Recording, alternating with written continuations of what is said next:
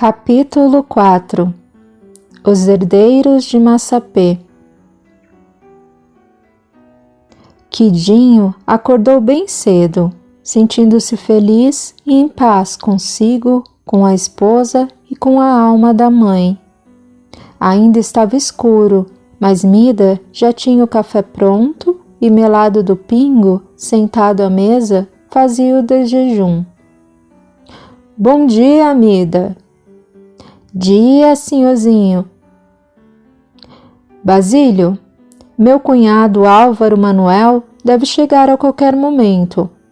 Ele vem para ocupar meu lugar e fazer companhia à senhora durante a minha ausência.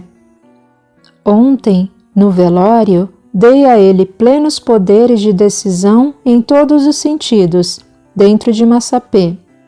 Saiba que uma ordem dele é minha, e desobedecer-lhe implica desobediência à minha própria pessoa. Seja com ele como é comigo, leal e fiel até a morte. Ficará ausente por muito tempo? O bastante para ir a Portugal e regressar. Não sabia que ia viajar. E desde quando preciso dar-lhe satisfações, negro? Desculpe-me. Saia da mesa agora. Quero tomar meu café e no momento não temos nenhuma no salão. Vá colocar minha bagagem no coche. Dalva sentou-se ao lado do marido. Posso acompanhá-lo até o porto, senhor? Se seu irmão vier a tempo de trazê-la de volta, sim. Álvaro Manuel não chegou a tempo e Quidinho saiu apenas com o cocheiro. Antes de seguir para Recife, porém, mandou que ele parasse na casa de Fulgêncio.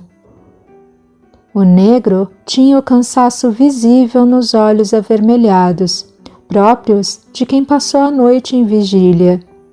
Tinha junto de si o menino Dinho. Fulgêncio, estou indo para Portugal. Sei que posso confiar em seu domínio sobre os escravos. Domínio? Ninguém domina o espírito. Você tem grande ascendência sobre eles. Aceitam meus conselhos, mas dominar seus espíritos eu não posso. E mesmo que pudesse, não o faria. Os infelizes já têm os corpos dominados. Se tirarmos sua liberdade espiritual, como eles ficam? E qual liberdade tem o espírito se está preso dentro do corpo? Temos a liberdade de pensar, sonhar e entrar em contato com os poderes superiores. Fez uma pausa e respirou fundo. E, ao dormir, abandonar esta carcaça e voar sobre os canaviais, atravessar o mar e rever a África. Ir ao encontro dos que se foram e conversar com os espíritos. Essa liberdade ninguém pode nos tirar, nem o rei de Portugal, pois sua realeza não é reconhecida em reinos de outros mundos. Está bem. Você entendeu o que eu lhe pedi, não? Eu farei o possível. E por que toda essa incúria com a aparência? Passei a noite na senzala. Algum negro doente? É contagioso? Sim, porém não é contagioso. Ainda bem, ou não sossegaria na minha viagem. Tem de concordar que vocês trouxeram 1000 doenças da África. Não posso concordar. As doenças que andam por aí são resultado da imundície que vocês jogam nas ruas. Em Recife, não é raro ver pessoas esvaziando urinóis pelas janelas, enchendo o caminho com toda a podridão que o corpo expele. Isso, sim, causa doenças, não os negros. Não estou aqui para falar de negros. Quero contar-lhe que estou muito feliz, mesmo tendo enterrado minha mãe ontem. E qual o motivo de sua felicidade? Eu consegui, Fulgêncio. Não tenho mais vontade de ferir as mulheres. Graças a você e a Deus, eu venci meu maior monstro. Não sei por que nem como, só sei que consegui, apesar de não ser fácil. Como ocorreu, eu não sei. Tampouco preciso saber. Contudo, sei o porquê. Sabe? Explique-me.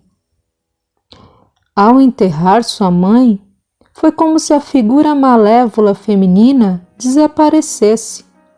A vida inteira você transferiu às outras mulheres a raiva que sentia dela, a violência que desejava cometer contra ela. O que desencadeava essa sanha violenta era a figura de sua mãe. Ao vê-la morta e enterrada, foi como se visse toda essa insânia morta e enterrada. Ela era seu medo vivo andando pela casa. Ao encontrar seu corpo nas condições em que o viu, sentiu-se vingado. Então foi por isso que não senti pêsar por sua morte? Talvez, disse o negro com sorriso terno. Sem dúvida foi. Isso faz de mim um monstro? Não. Monstro era o que morava em você antes, e de certo modo foi criado por Dona Margarida. Você não a matou. Ela morreu sufocada na própria ira. E se ela criou um monstro?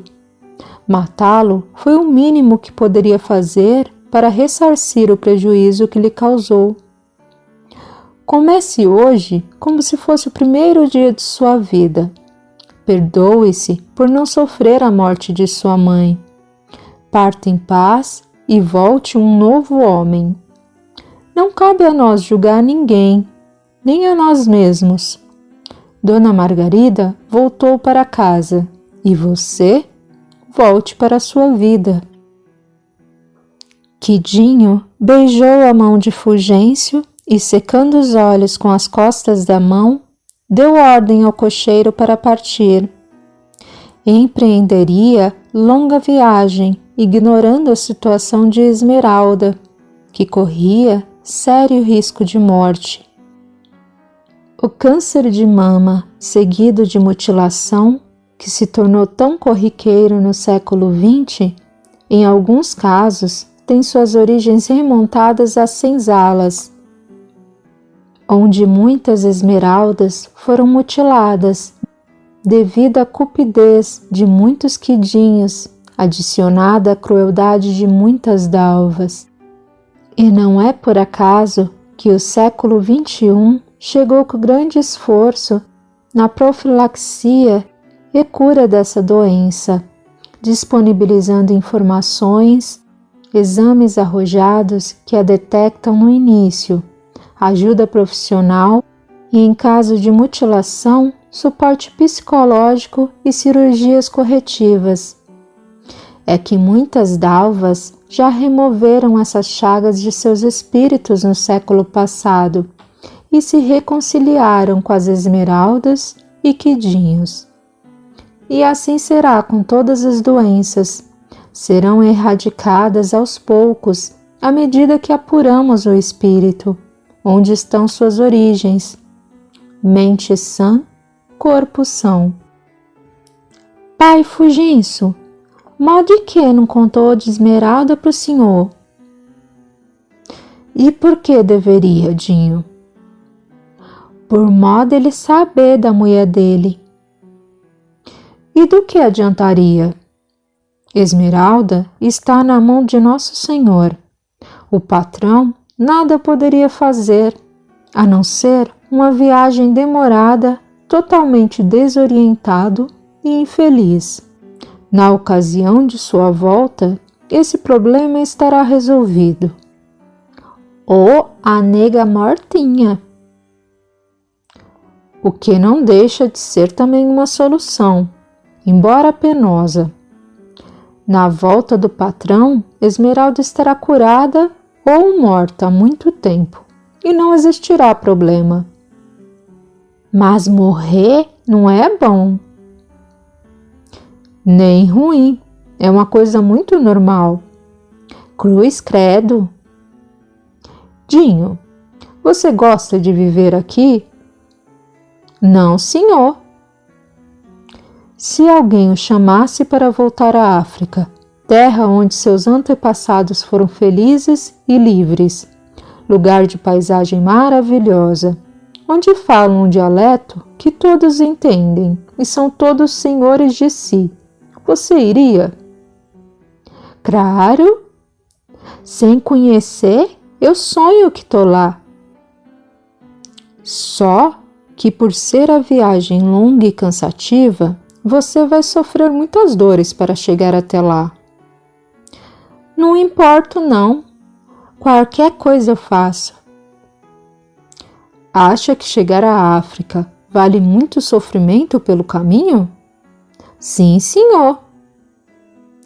Pois é, Dinho.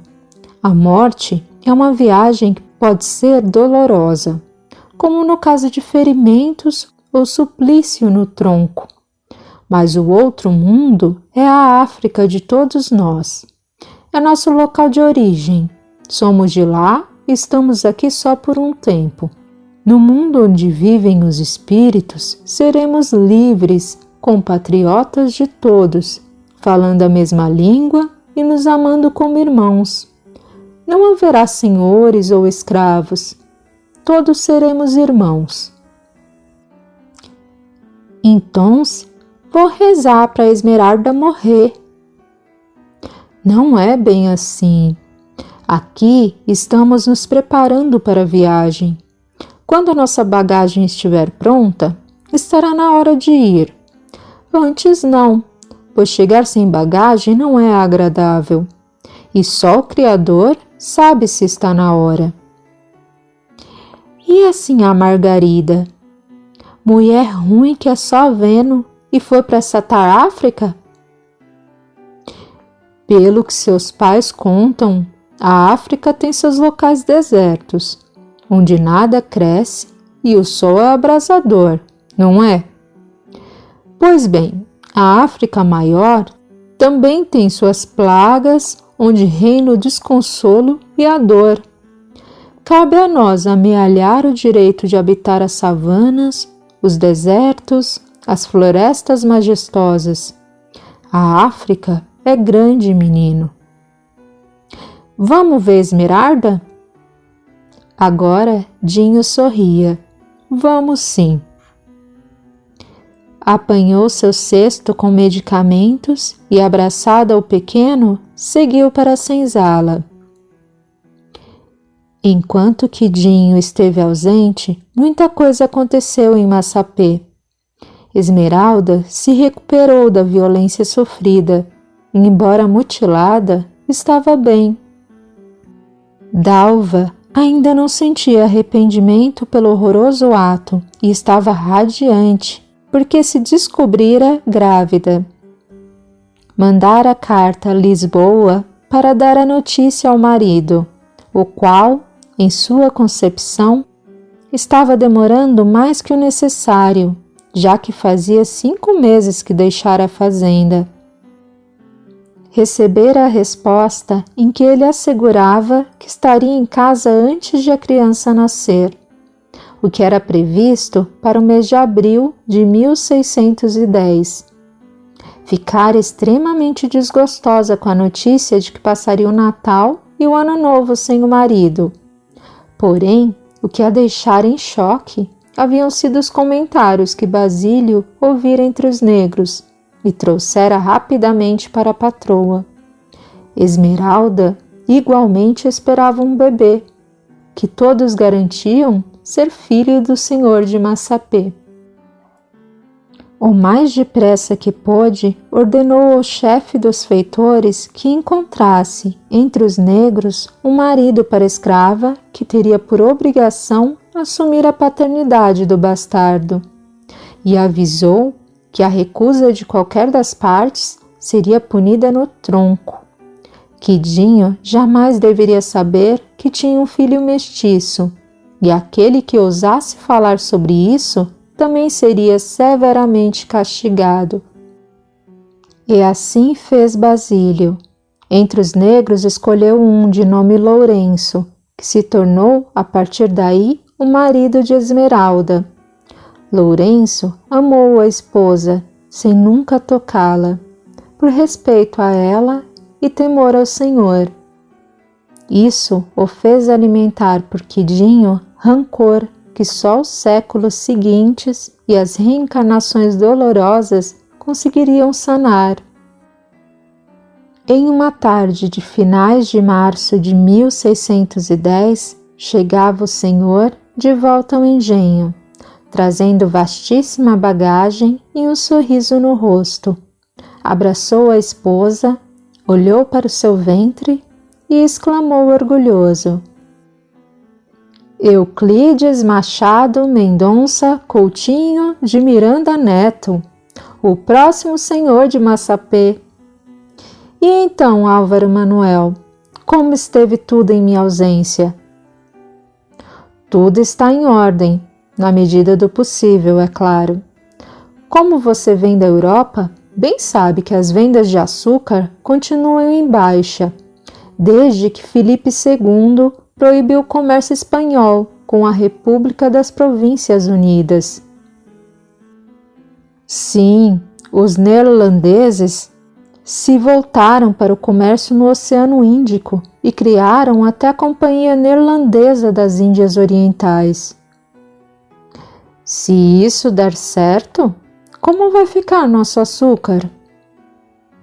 Olhe, cunhado, eu acho que o que os neerlandeses querem mesmo é retomar o nosso comércio açucareiro, em que foram os maiores investidores, mas estão indo devagar, cozinhando os espanhóis em fogo brando, pelo menos enquanto Portugal e suas colônias estiverem inscritos entre os domínios deles.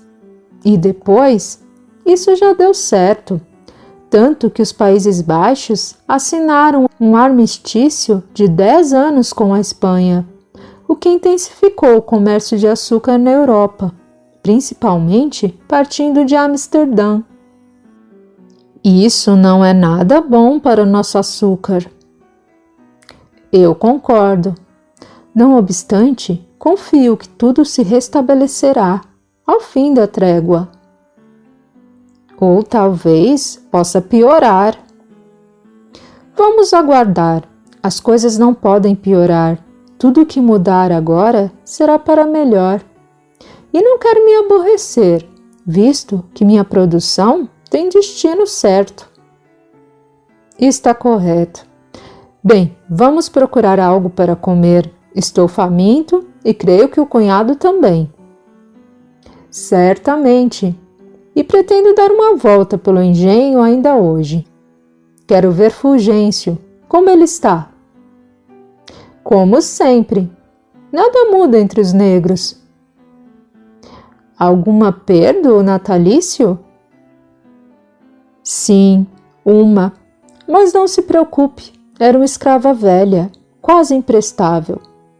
E nasceram 6 negrinhos, sendo 2 machos e 4 fêmeas.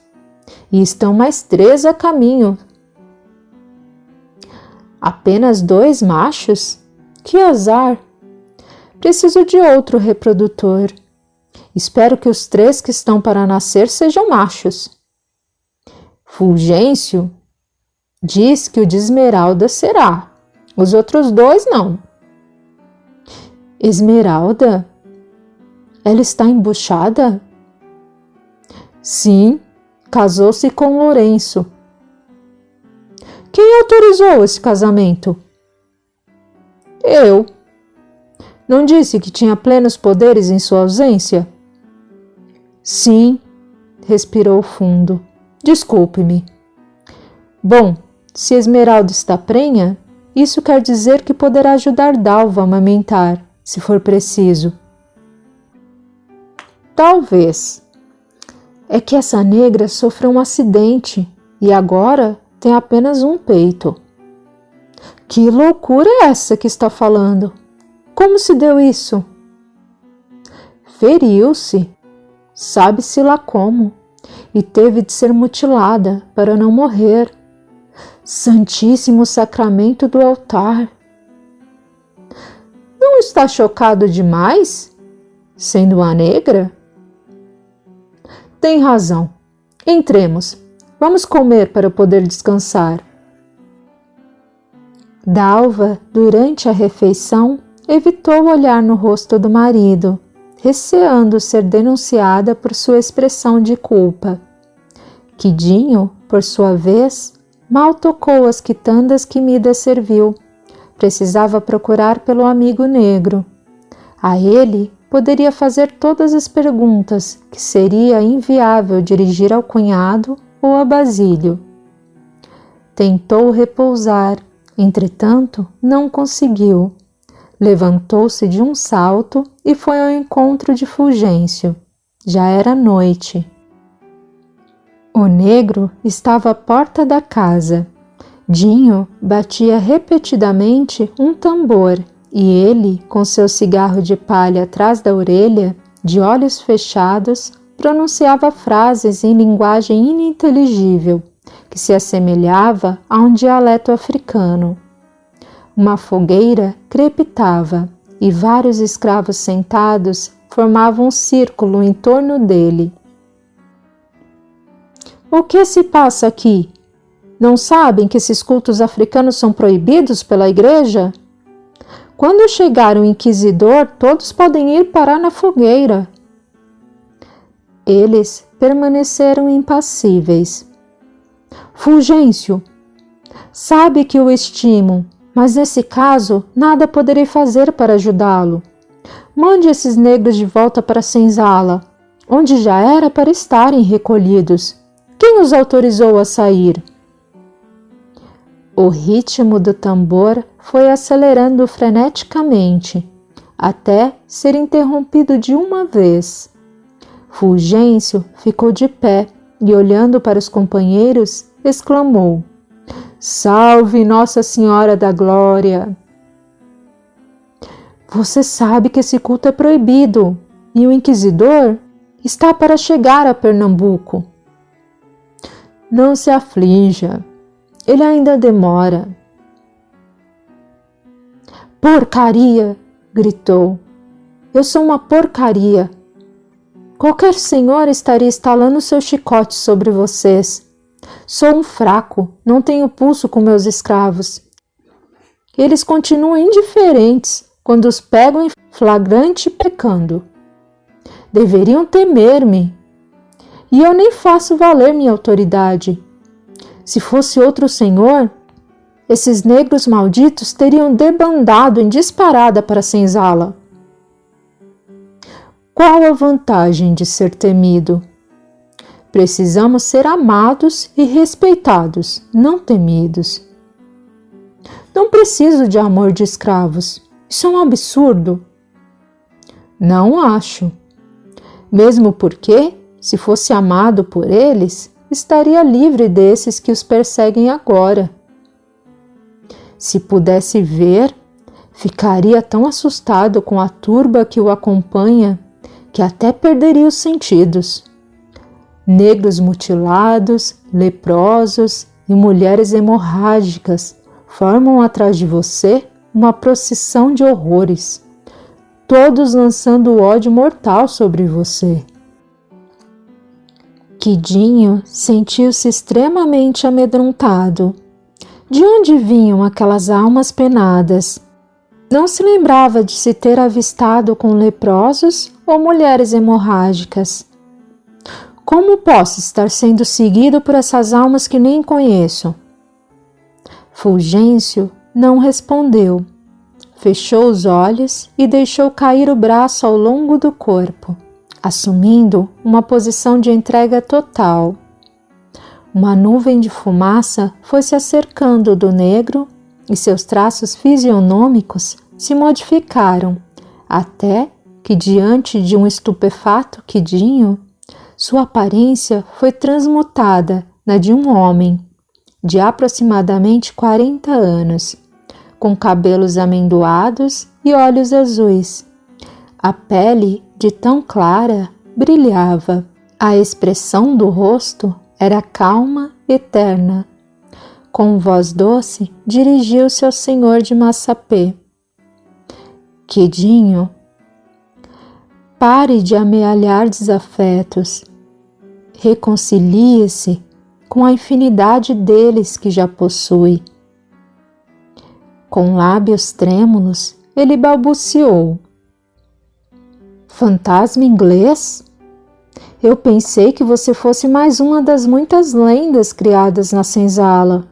O que fez com Fulgêncio? Como se não ouvisse o atônito senhor, ele continuou. Olhe ao seu redor. Veja quantas pendências ainda tem. Com um grito de terror, Quedinho pôde visualizar a horda de espíritos sofredores. Quem são eles? Os negros eu até entendo que me odeiem, mas a esses outros nada fiz. Exatamente isso. Nada fez. Quando teve nas mãos o conhecimento médico e lhes negou um minuto de sua atenção, o mínimo de alívio, nem mesmo um olhar a eles endereçou quando em eras remotas o procuraram, depositando em você toda a esperança de algum conforto. Eu nunca fui médico. Sua voz era chorosa. Não cursei a faculdade. Mais uma vez, desperdiçou a oportunidade bendita e redentora. Tempos virão em que não terá a possibilidade que hoje jogou ao vento.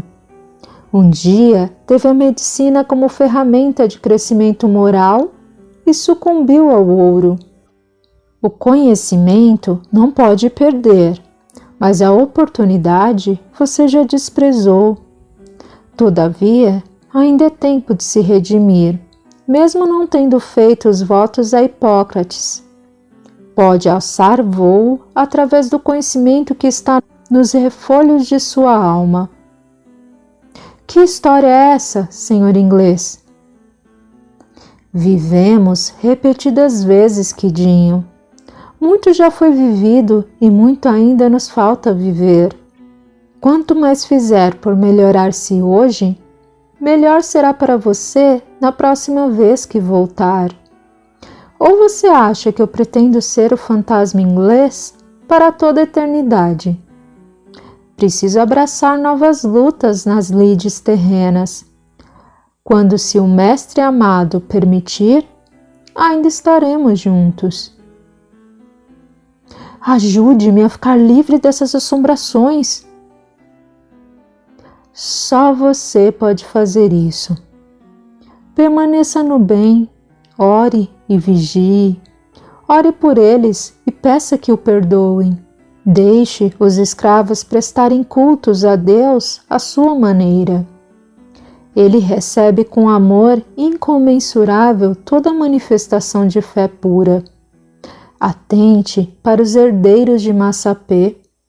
São nossos velhos conhecidos, que voltam às procelas terrestres no afã de se libertarem de suas mazelas e aflições. À medida que deixava suas recomendações a um dos seus tutelados, ele ia se dissipando e deixava reaparecer, lentamente, o corpo de Fulgêncio. Percebendo que ele partia, Quedinho gritou. O bebê que Dalva espera será um homem?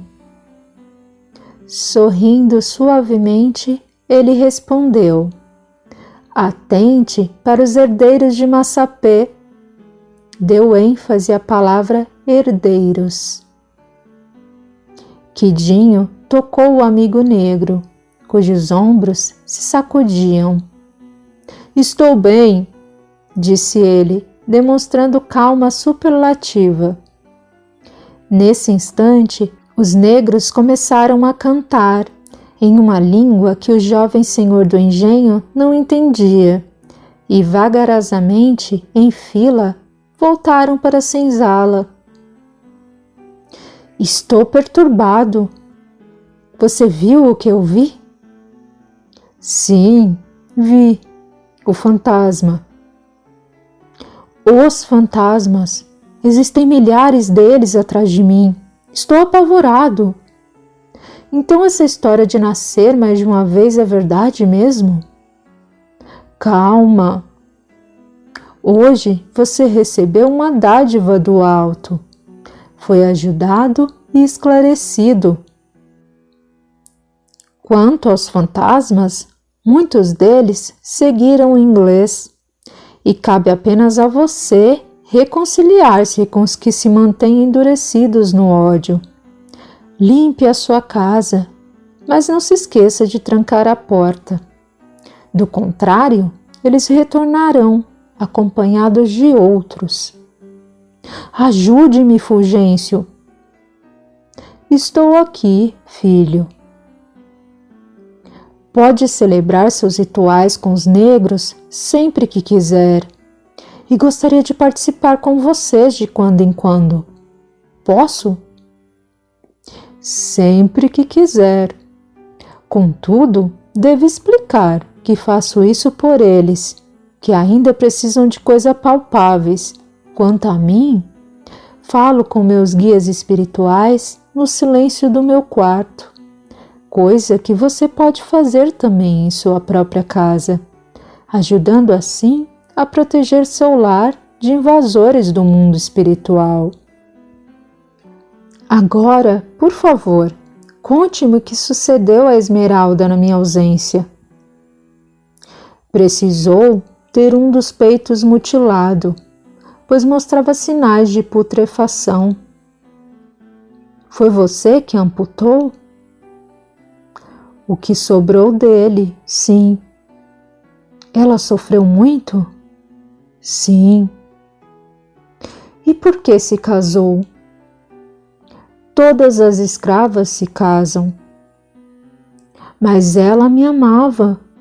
Por isso vou matar esse tal Lourenço e retomar meus olhos verdes. Quidinho, acabou de ter a abençoada oportunidade e já está pensando em matar? O que está fazendo com os conselhos do inglês? Pai Fulgêncio, não posso permitir que alguém toque minha Esmeralda. Ninguém é dono de ninguém. Apesar de vocês, brancos, viverem nessa ilusão, a realidade é diferente. Disse que ela é minha no mesmo sentido em que digo minha esposa. Ainda assim, não é dono de ninguém. E não há necessidade de tirar a vida de Lourenço. Pode simplesmente mandá-lo para outro engenho. De mais a mais, você afirmou que ela deveria se casar para que ninguém dissesse que tem filhos mestiços. Isso foi antes. Já lhe falei certa vez que amo Esmeralda. E vender esse maldito não pode apagar o fato de ter embuchado minha mulata. Já decidi que ele deve morrer. E quer saber de uma coisa?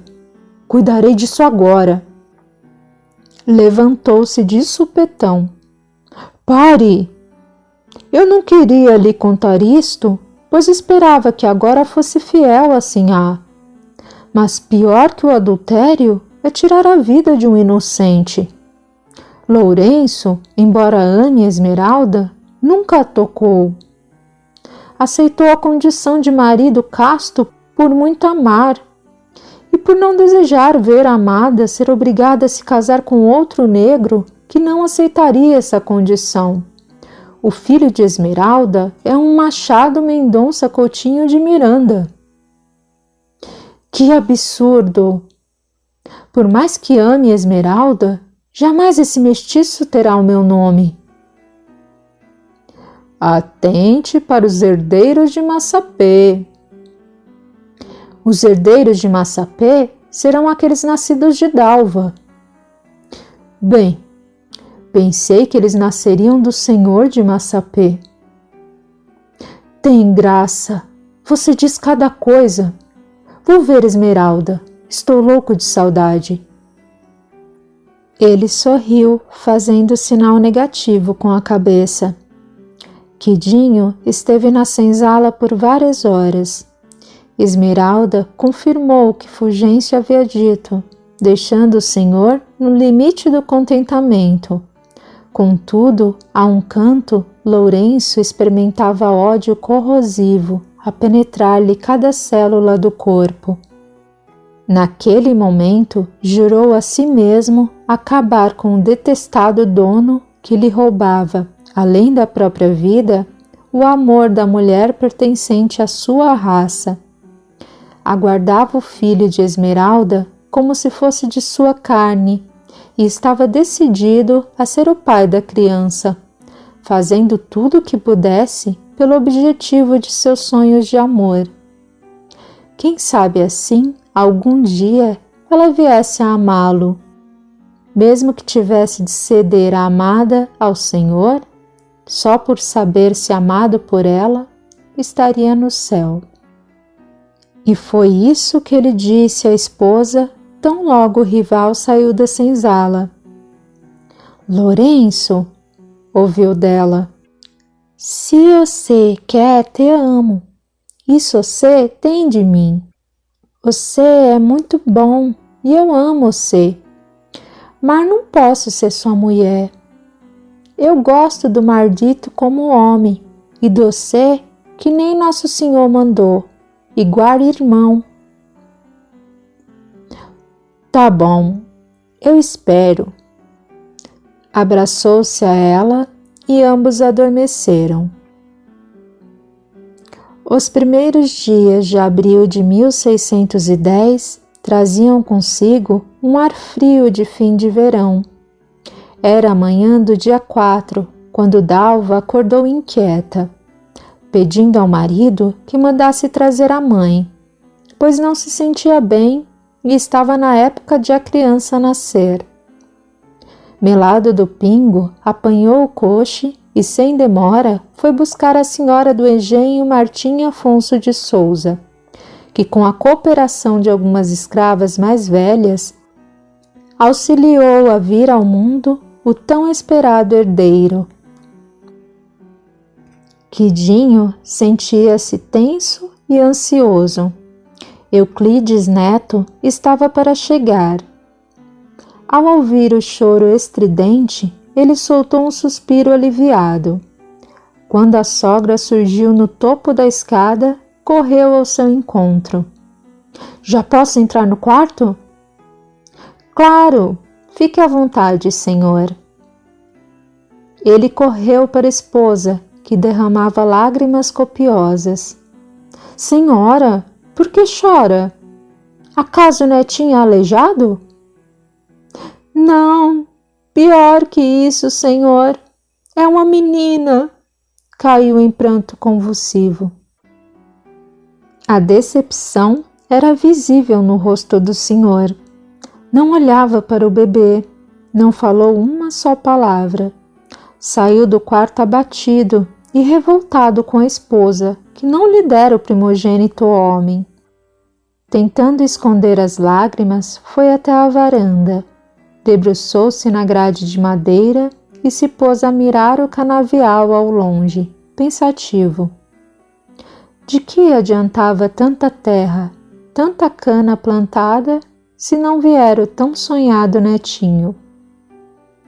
Nesse momento, sentiu estranho mal-estar. Pensou que iria desfalecer. Por uma fração de segundos, viu uma mulher vestida de preto, com um véu na mesma cor, a cruzar o salão em direção à cozinha. Pôde, inclusive, ouvir o barulho odiado, embora familiar, dos chinelos de Dona Margarida. Lembrou-se do conselho do amigo negro e repetiu o Padre Nosso. A voz do fantasma inglês ecoou em sua cabeça. Atente para os herdeiros de Massapê. São nossos velhos conhecidos, que voltam às procelas terrestres, no afã de se libertarem de suas mazelas e aflições. Voltou ao quarto onde a esposa chorava desolada no colo da mãe, enquanto uma escrava amamentava a menina. Entrou devagar, sem barulho para não assustar mãe e filha.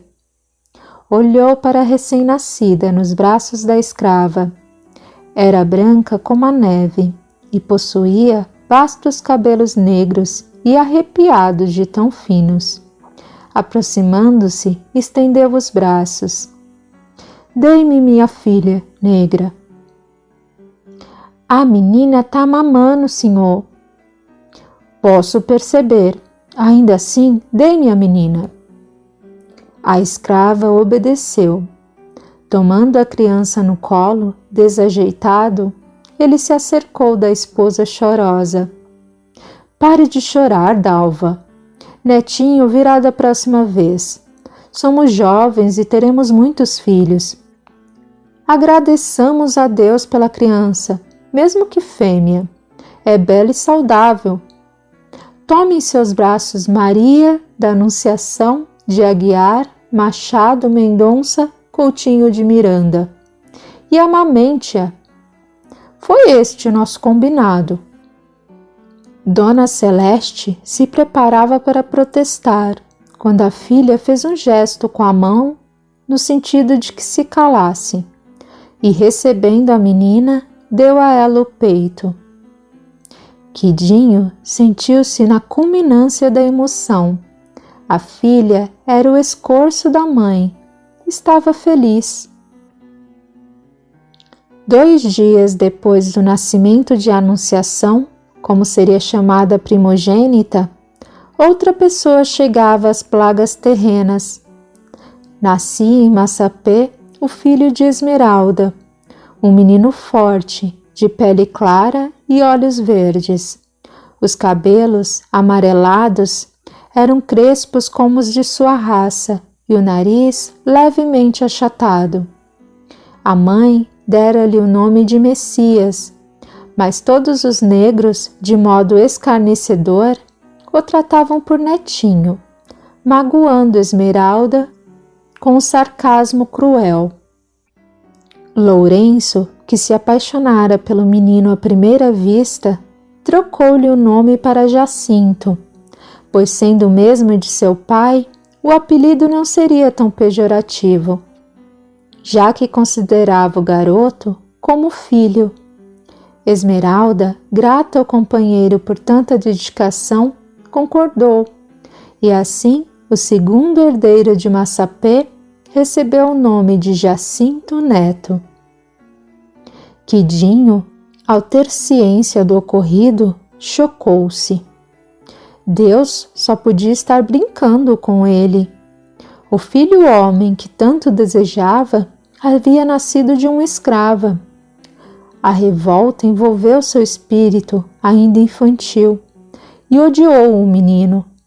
Não quis vê-lo e proibiu que a mãe saísse com ele da senzala. Enquanto a Anunciação crescia em meio à fartura e opulência, Netinho nem ao menos podia sair da senzala. O orgulhoso senhor de Massapê se afastou de Esmeralda, não suportando a simples ideia de olhar para o filho. Este crescia envolvido em escárnio de todos, que faziam questão de chamá-lo de senhor de Massapê.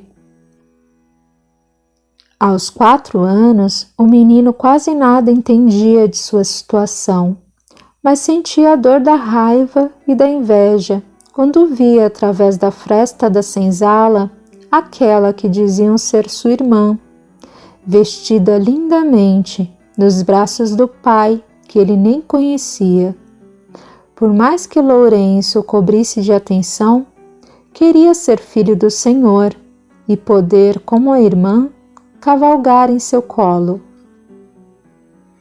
No verão de 1614, aos 2 de janeiro, Dalva entrava em trabalho de parto pela 2ª vez. Quidinho aguardava ansioso o filho varão. No entanto, a parteira anunciou a chegada de Maria da Conceição de Aguiar Machado Mendonça Coutinho de Miranda. Sem disfarçar a desolação, ele disse à esposa: com efeito, senhora, falhou mais uma vez. Outra mulher. Amamente, Conceição. Embora sonhasse com o filho homem, Quidinho sempre era tomado de carinho pelas meninas. E no afã de trazer o tão sonhado netinho, aos 4 de julho de 1615, Dalva dava à luz novamente uma menina, que recebeu o nome de Maria do Socorro de Aguiar Machado Mendonça Coutinho de Miranda. Quidinho, a despeito de já começar a se sentir envergonhado diante dos amigos, decidiu que não desistiria, mesmo que tivesse 1000 filhas. Netinho teria de vir. O que seu coração empedernido não percebia era que ele já estava ali. Certa noite, em que o céu parecia um colar de contas siderais, Quidinho, mirando a abóbada celeste, encarou a lua plena, que parecia uma rainha cercada de pedras raras, e lembrou-se dos olhos de Esmeralda. 2 lágrimas queimaram-lhe a face, e sentiu indizível saudade da amada, da qual se afastara desde o nascimento de Netinho.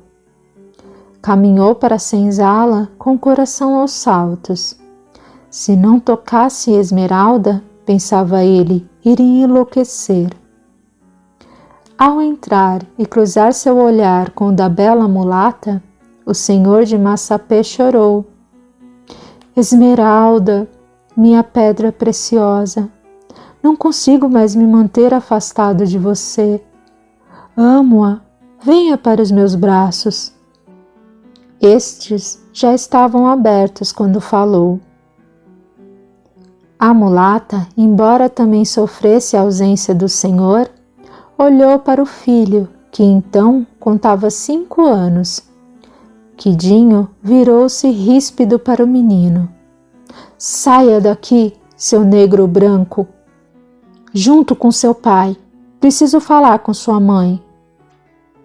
Tais palavras feriram a alma do menino, que mesmo sabendo ter motivos para odiá-lo, o que sentia em relação a ele eram somente carência e despeito.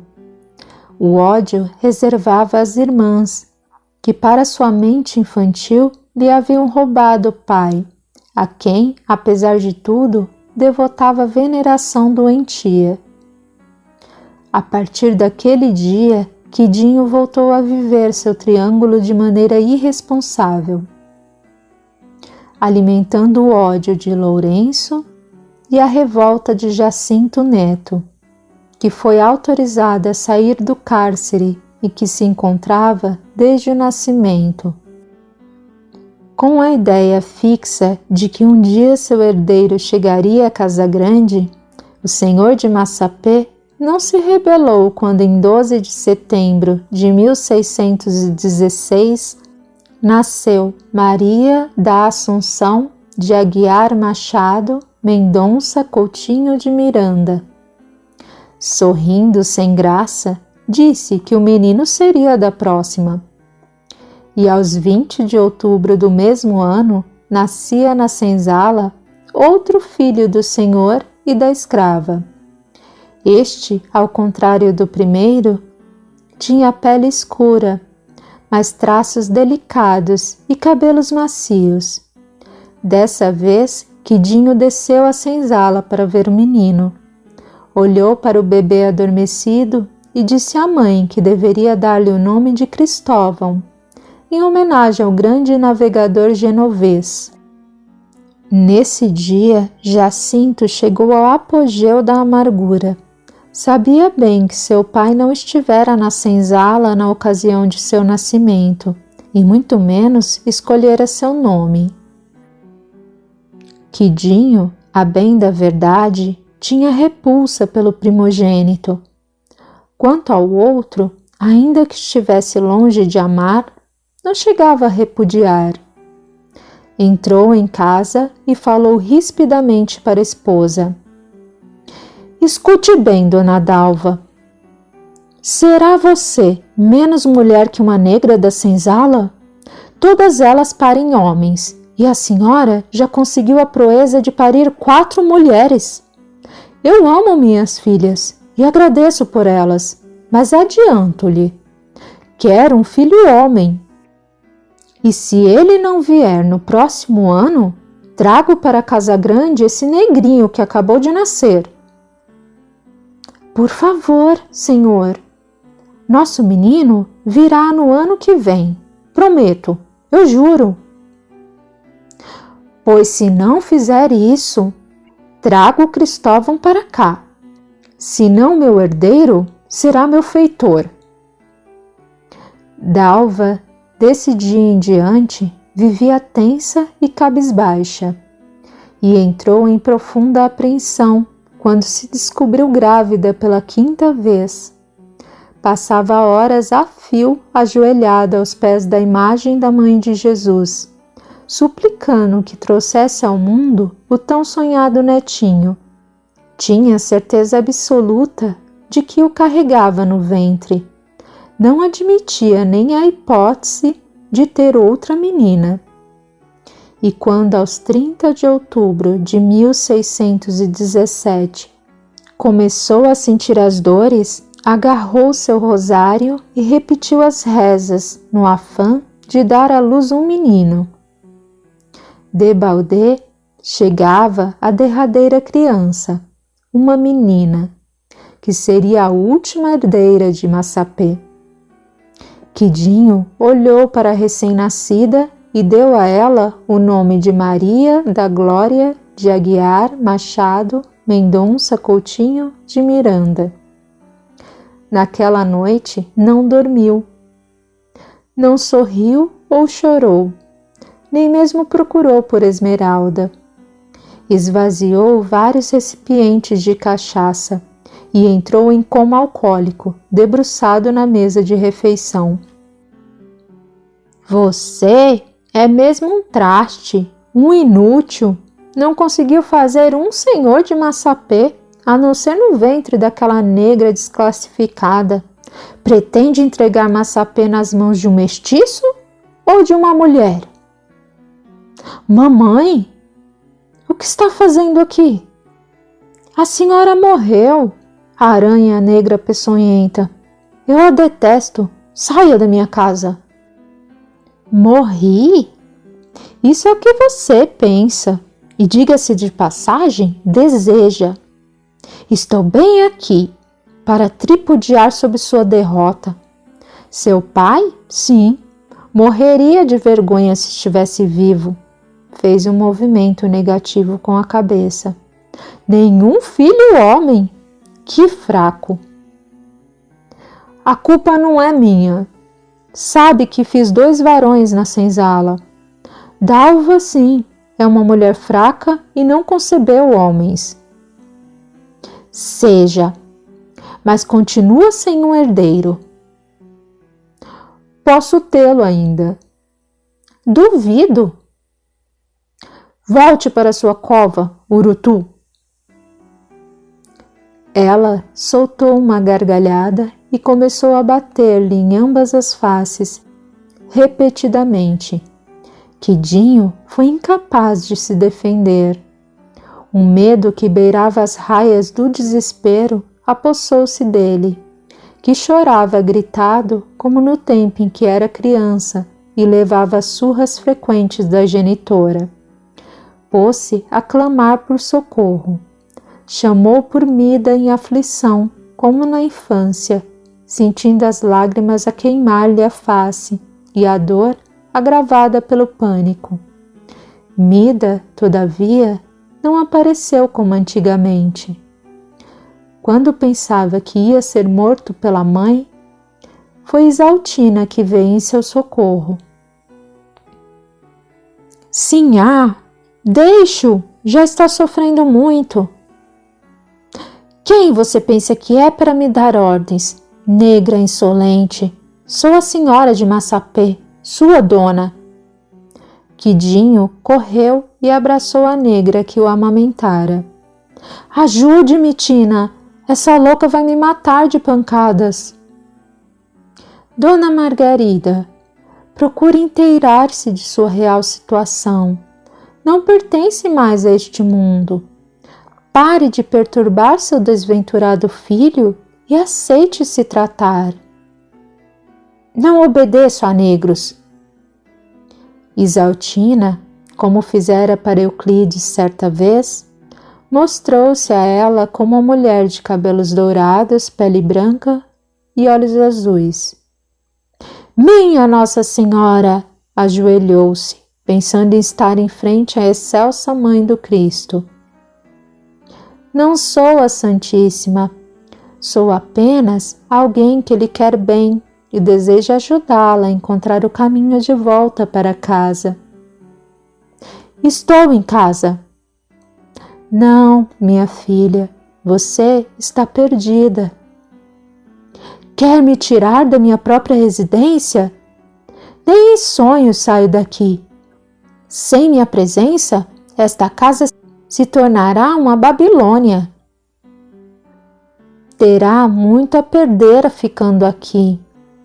Aceite a ajuda do misericordioso que não desampara suas ovelhas. Margarida, ao sentir a possibilidade de ser tirada de sua residência, gritando apavorada, demandou o pomar, em completa loucura. Quidinho, atente para os herdeiros de Massapê, disse Isaltina. Um deles lhe deu este engenho por herança. Não falou mais nada, porém ele sabia que se referia a Cristóvão. Abraçou o Senhor e, fazendo fervorosa prece, reconduziu-o ao corpo físico, que ao seu contato estremeceu violentamente e voltou ao estado de vigília. Respirou fundo, o suor porejando em sua testa e sobre o lábio superior. A casa estava em completa escuridão e ele sentiu medo gelá-lo inteiro. Os pelos se eriçaram e não conseguiu abrir os olhos ou se mover. Gritou e chorou. Mida veio trazendo uma lamparina de azeite e viu o rosto do patrão tomado de palidez cadavérica. Ao ouvir dele o que havia acontecido, a negra também se pôs a berrar de pavor, e agarrados um ao outro, gritavam por socorro.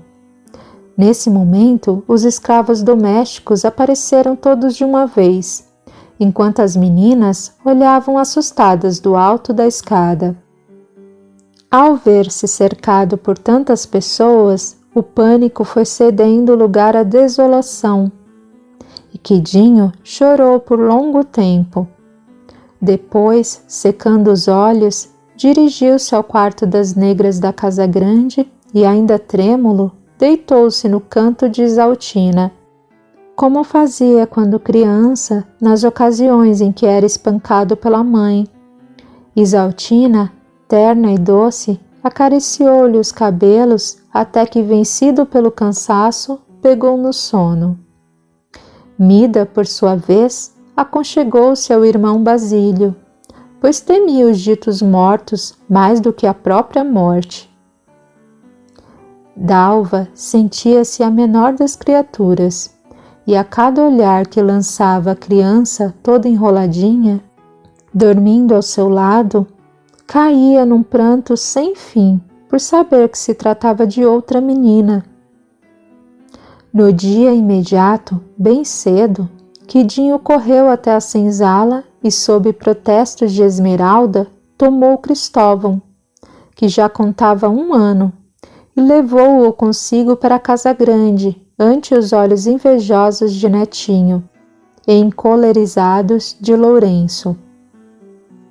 Naquele tempo, o comentário maior em Pernambuco era o temor que todos sentiam de possíveis invasões.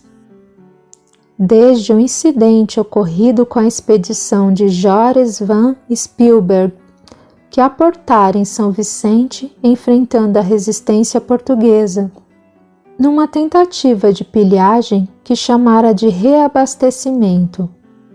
Todos estavam preocupados pelo fato de Pernambuco ser a capitania mais próspera e cobiçada pelos estrangeiros. Receavam perdê-la para invasores, visto que Portugal se achava enfraquecido pelo domínio espanhol e não teria como evitar uma invasão em massa de holandeses. Luís de Souza, conde do Prado, acabara de se tornar o governador-geral e tentava formar uma força de resistência e defesa na capital, São Salvador, bem como na rica capitania que era a capital do açúcar. E o tempo passou. Diogo de Mendonça Furtado era o novo governador-geral. Com o encerramento da trégua entre a Espanha e os Países Baixos, os neerlandeses fundaram a Companhia das Índias Ocidentais, o que era para todos um faticínio funesto. A apreensão entre os pernambucanos crescia feito fermento ao sol. Nesse clima tenso, também cresciam os herdeiros de Massapê. Dalva não suportava a presença do bastardo e odiava Esmeralda por ter dado ao marido o que ela, apesar de tantas tentativas, não conseguira. Tudo fazia para maltratar física e moralmente Cristóvão, que não reclamava. Cada uma das crianças tinha personalidade bem marcante e diferente.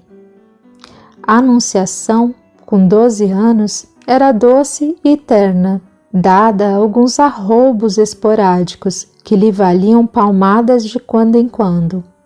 Sempre ajudava a mãe com as irmãs menores, o que fazia com muito prazer.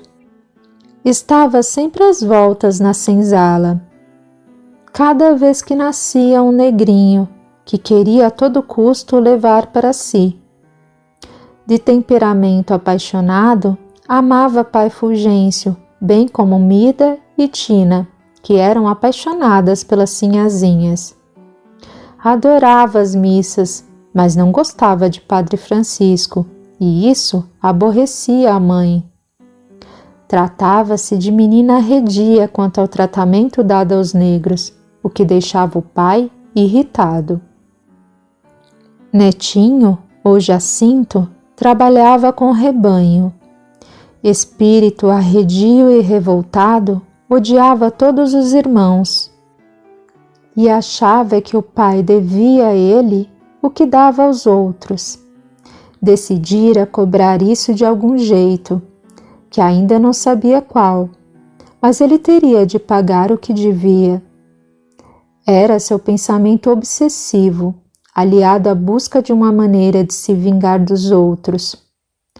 Por mais que fosse amado pelo pai adotivo e pela mãe, seu coração era só ódio, rebeldia e rancor. Conceição, com 8 anos, já mostrava aptidões para a perfeita senhora de uma casa.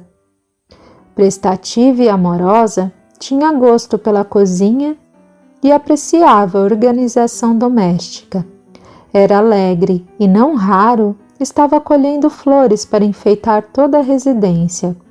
O fato destoante era contar tantas mentiras que, quando dizia a verdade, ninguém acreditava, o que a fazia chorar copiosamente.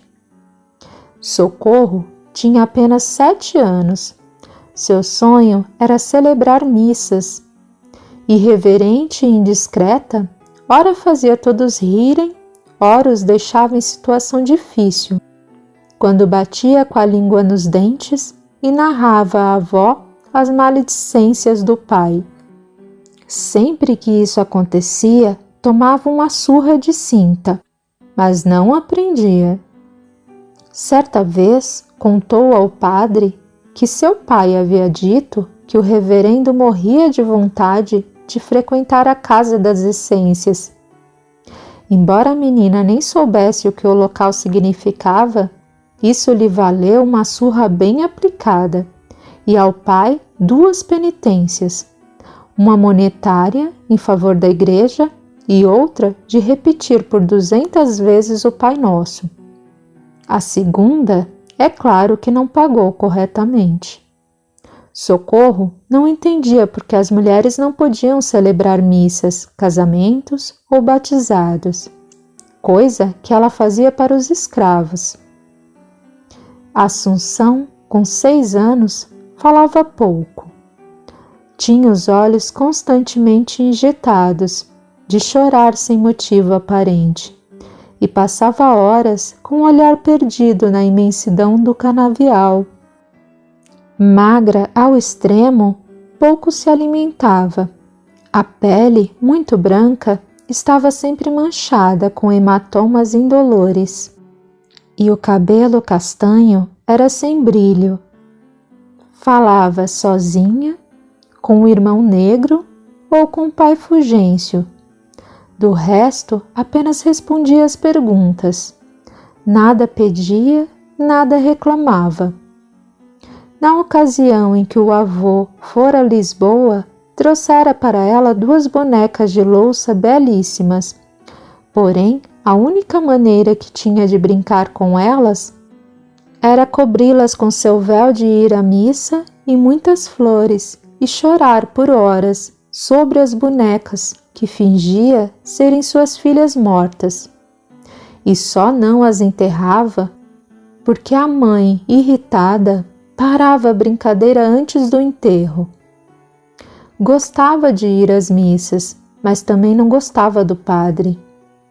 Era tida como a mais esquisita das filhas do senhor do engenho. A pobre alma sofria de depressão profunda, doença que trouxera na alma e que a medicina não conhecia. Cristóvão era manso e cordato. Adorava as irmãs, especialmente Assunção, que crescia com ele. Fazia questão de protegê-la e de falar e fazer graças para vê-la sorrir. Amava o pai e não tinha raiva da sinhá. Sentia-se à vontade na casa grande e conhecia cada palmo do engenho.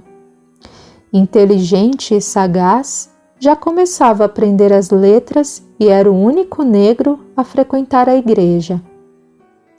Glória contava 5 anos. Já revelava a arrogância dos Aguiar. Era a favorita da mãe, pois sentia a mesma aversão pelos negros. E Dalva a usava para agredir fisicamente Cristóvão, que nunca revidava. A menina trazia no espírito a prepotência dos senhores da época, assemelhando-se muito a Netinho no tocante à amargura e à rebeldia.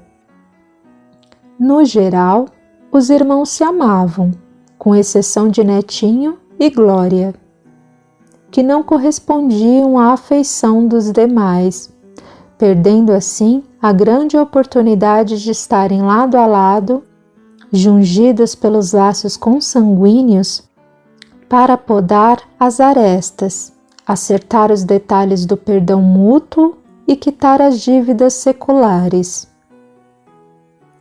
Estejamos atentos à bênção da família, que é onde devemos principiar a alçar nosso voo rumo às esferas superiores.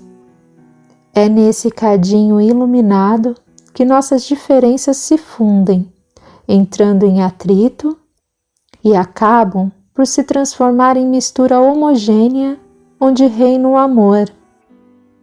É muito comum termos mais afinidades com amigos de outra linhagem, o que se dá porque somos análogos e por isso não precisamos do crisol para nos tornarmos compatíveis. Aproveitemos então essa luta acerba em temperaturas elevadas para que nossos rancores, mágoas e desigualdades se convertam em experiência de sucesso nas mãos dos abnegados cientistas do alto, que trabalham em prol da nossa vitória. Os laços de sangue ainda que temporário, fazem-se eternos à medida que os transmutamos em laços de amor.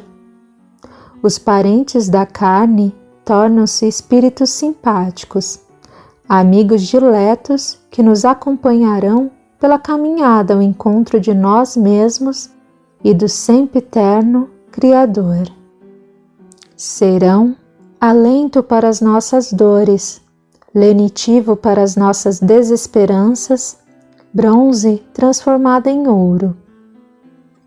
Concilia-te depressa com o teu adversário, enquanto estás a caminho com ele.